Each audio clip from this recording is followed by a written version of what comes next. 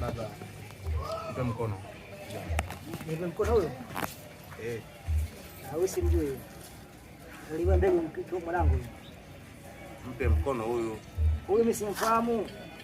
Atalibia mbegu mwanangu. Sasa mkono namjua sasa. Mkono wangu mimi namjua huyu.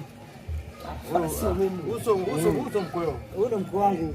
Huyu ndo kata mahali. Huyu ndo kata mahali kwangu. Huyu ndo Junaid ambaye alotoa posa, huyu ndo Junaid mwenyewe sasa. Wewe karibu mbegu kwangu mimi. Simtaki, simjui mfupi. Baba mimi nilikuwa nina posa lakini huyu ndo muoaji sio mimi mzee wangu. Sawa? Huyu ndo muoaji. Mimi sio. Huyu ndo anayeoa. Huyu mara mwisho kwenda picha lini? Ukaambia mtu wewe uko Ulaya. Ndo huyu picha imeti hapa kifupi. Sasa wewe ndo huyu. Kumbe ushamuona ndo wewe muoaji sasa. Sio wewe bwana. Huyu ndo muoaji. Kwa sababu gani sio huyu sasa? Kwa sababu gani sio huyu?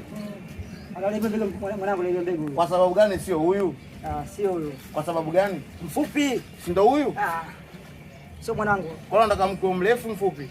Mrefu. Ndo chagua mwanao. Au yani kwa maana unamchagua mwanao au? Ndio namchagua mwanangu. Lakini kwanza huyu na mwanao wamependana. Hamna. Kwa mpaka mwanao ameruhusu huyu aje kuoa. Ni wao wamependana. Wewe unapomkataa unakosea. Hapana. Wewe ndio mzee wangu. Siku kwenda umetea mkuu wangu umekataa kwa sababu gani? Kwa sababu hakuwepo, lakini sasa yeye mwenyewe ndio leo kaja kuoa huyu. Ila muoaji ni huyu sio mimi. Huyu ndo muoaji. Nakujua wewe sio huyu. Huyu ndo mkwe. Mimi nimeshaoa faza, siwezi kuoa tena. Huyu ndo mwenye. Huyu ndo muoaji mwenyewe. Sasa wewe uko unakataa sana, uko unakosea. Kwa hiyo unakuwa unampinga Mungu na mtume wake.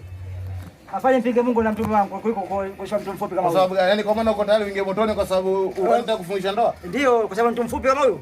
Atalimu mbegu kwangu mimi. Asa miaka 18 kwa sababu pitiliza. Hajafika kwa miaka 18 wewe. Ukafikisha miaka 18. Hajafika huyo. Kwa ndoa hivi. Ndio hivi hapo. Hajafika.